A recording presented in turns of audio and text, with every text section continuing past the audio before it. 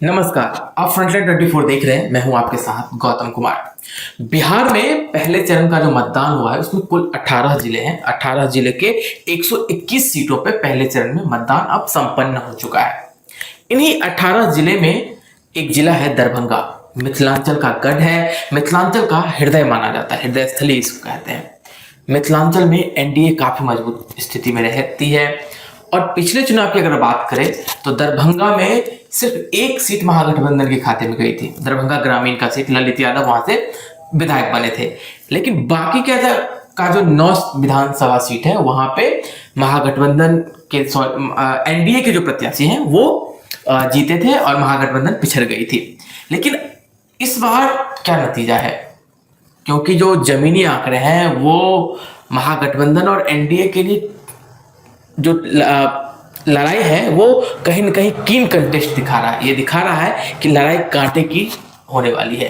कौन जीत रहा है, कौन हार रहा है, हम 10 विधानसभा को लेकर के हमारे साथ चर्चा में सर मौजूद हैं। सर, इस बार जो नतीजे हैं, या फिर अगर हम बेनीपुर की बात करें, अलीनगर की बात करें, ग्रामीण शहरी दरभंगा शहरी और दरभंगा ग्रामीण की बात करें, हायाघाट, फिर जाले, केटी, ये जो 10 विधानसभा सीट है दरभंगा जिले की, यहाँ पे जो चुनाव है वो लगभग 50-55 के आसपास जो है इस बार मतदान हुआ है।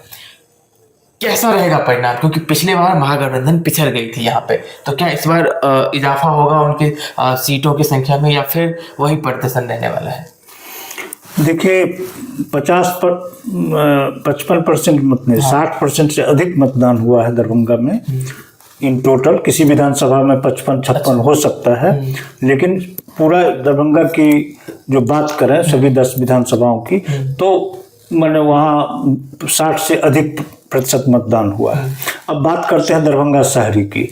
देखिए, आज आर.के. मिश्रा डीजी दरभंगा के आईजी रहे थे। दरभंगा में ये स्थिति बन गई थी कि उनको हिरासत में ले लिया गया, थाना पर रोका गया, रखा गया दिन भर 12 बजे के बाद। तो दरभंगा में की जो स्थिति है वहाँ इन्होंने बिगाड़ दिया है स्थिति, आर.के. मिश्रा और जनस्वराज। ब्राह्मणों का वोट जो है 60% नहीं, लेकिन अधिक से अधिक वोट उन्होंने काट लिया है, जो रिपोर्ट आ रहा है ग्राउंड से। इस हालात में संजय सरावगी मंत्री, जो वहाँ के 5 बार के विधायक हैं, लगातार विधायक हो रहे हैं, वो कभी हार नहीं रहे थे, 2005 से लगातार जीत रहे हैं, तो उनकी स्थिति अच्छी नहीं है। कीन कंटेस्ट है, कांटे की टक्कर है। वहाँ मुकेश सहनी की पार्टी माने वीआईपी लड़ रही है, तो उनमें और संजय सरावगी में, दोनों में कांटे की टक्कर है।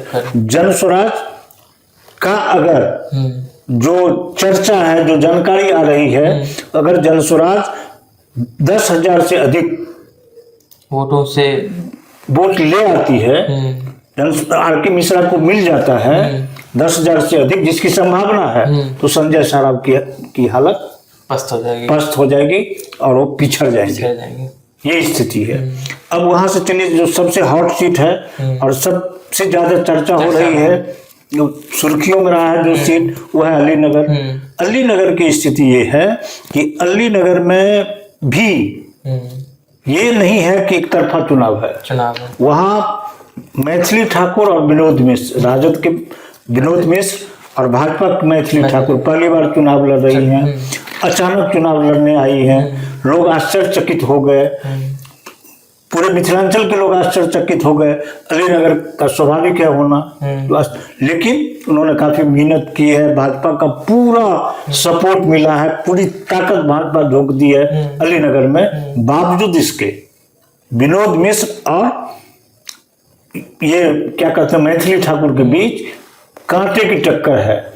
कहा नहीं जा सकता है कि विनोद मिश्र का पलड़ा भारी है या मैथिली ठाकुर का कमजोर है। ये नहीं कहा जा सकता।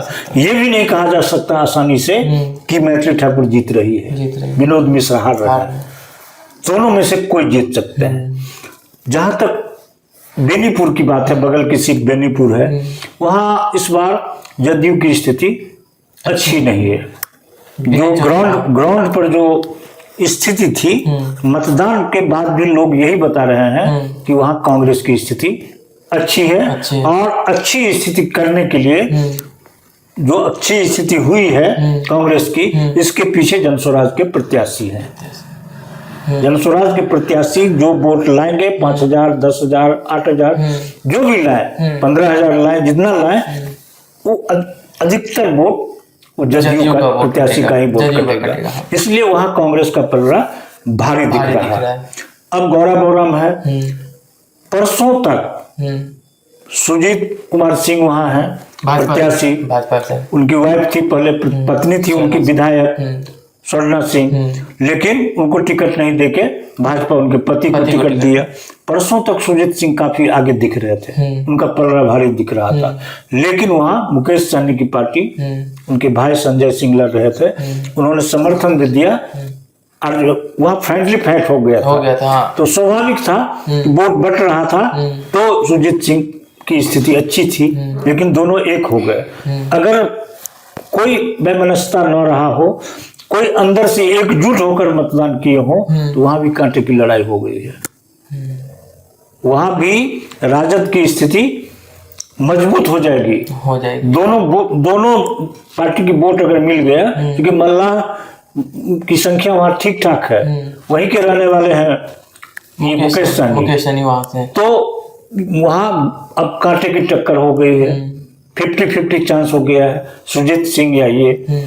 जहां तक बहादुरपुर की बात है, तो वहां एनडीए की जीत लगभग तय माना जा रहा है। चुनाव से पहले भी और मतदान के बाद भी लोग यही बता रहे हैं। अब तो पता, असली पता तो उस दिन चलेगा, 14 को चलेगा। यही हाल हायाघाट की है। हायाघाट में भी भाजपा प्रत्याशी का पलड़ा थोड़ा भारी दिख रहा है। मतदान के पहले भी लोग चर्चा कर रहे थे और अभी भी लोग यही कर रहे हैं। दरभंगा ग्रामीण में इस बार ललित यादव की स्थिति बहुत नाजुक है। पिछली बार में बहुत मामूली मतों से जीते थे, लेकिन वहां की स्थिति ये है कि वहां से एक ईश्वर मंडल को जदयू ने टिकट दिया, अति पिछड़ा समाज के हैं वो, तो ये और जनस्वराज शोएब खान को दे दिया टिकट। जो बताया जा रहा है कि मुस्लिम मतदाताओं का झुकाव शोएब खान की तरफ बहुत अधिक हुआ। जो वोट ललित यादव को मिल रहा था, उस वोट में विभाजन हुआ है। अब ये विभाजन अगर अधिक हुआ होगा, 10,000 तक हो गया होगा, उससे अधिक हो जाएगा, तो ललित यादव इस बार मुश्किल में पड़ सकते हैं और उनकी नैया डूब सकती है। ये हालात है। चुनाव मतदान होने के बाद बहुत ही कसमकस की स्थिति में पड़े हुए हैं वो। ललित यादव लगातार 8 बार विधायक हुए हैं, अजय है वो, कभी हारते नहीं थे। इस बार उनकी नैया जो है डूब सकती है। अब वहां से आइए आप जाले में भी यही स्थिति है। जाले में जो जनस्वराज के प्रत्याशी हैं, वो अति पिछड़ा समाज से आते हैं, तो उन्होंने जो वोट काटा है, या जितना उनको मत आएगा, उसमें से अधिकांश मत जीवेश मिश्रा का, भाजपा प्रत्याशी का, को नुकसान पहुंचा रहे हैं। और कांग्रेस प्रत्याशी जो ऋषि मिश्रा हैं, जो अंतिम क्षण में कांग्रेस में गए, सिंबल मिला, टिकट मिला, वहां एक उस्मानी है, पहले भी वो चुनाव लड़ चुके हैं पिछली बार। उस्मानी बागी होकर खड़ा हो गए। अब लोग, वहां के लोग बता रहे हैं चुनाव के बाद कि वोट उनको भी मिला है, लेकिन अगर 5,000 से अधिक वोट वो ले आए तो ऋषि मिश्रा की स्थिति खराब हो जाएगी। नहीं, अगर वो 5,000 या 7,000, 6,000 के अंदर रह गए, तो ऋषि मिश्रा चुनाव जीत सकते हैं। मार्जिन जो होगा वहां, वो बहुत कम वोटों का होगा, जीत हार का मार्जिन। अब चलते हैं केवटी में इस बार मुरारी मोहन झा की स्थिति बहुत अच्छी नहीं है। और जो फातमी, अली अशरफ फातमी के पुत्र हैं फराज फातमी, वो इस बार चुनाव जीत सकते हैं। ये स्थिति मतदान के बाद जो ग्राउंड से रिपोर्ट मिल रही है, आ रही है, उसके आधार पर लोग बता रहे हैं कि फातमी के पुत्र इस बार चुनाव जीत सकते हैं। मुरारी मोहन झा की स्थिति ये है। टक्कर है, लड़ाई है, लेकिन थोड़ा सा पलड़ा भारी इनका दिख रहा है फराज का। एक सीट है कुशेश्वर स्थान, वहां से भाजपा के प्रत्याशी की स्थिति बताया जा रहा है कि एनडीए प्रत्याशी थोड़ा बढ़त बनाए हुए हैं महागठबंधन से। तो वहां पे जो दरभंगा की जो स्थिति है, अगर ग्राउंड से जो रिपोर्ट आ रहा है, लोग जो बता रहे हैं, विश्लेषण कर रहे हैं बड़े बड़े दिग्गज, उस हिसाब से दरभंगा में इस बार जहां एक सीट महागठबंधन को मिला था, वहां हो सकता है कि 50-50 हो जाए। 5-5 सीट जो है दोनों हो सकता है कि महागठबंधन को एक सीट कम हो जाए, लेकिन पिछले चुनाव से 2020 के चुनाव से इस बार सीट बढ़ेगा महागठबंधन का, यह तय है। अलीनगर, गौराबोराम, बेनीपुर नहीं, दरभंगा ग्रामीण, ये सब सीट में कांटे की टक्कर है, मैंने एकदम फंसा हुआ है। जाले यहाँ भी फंसा हुआ है।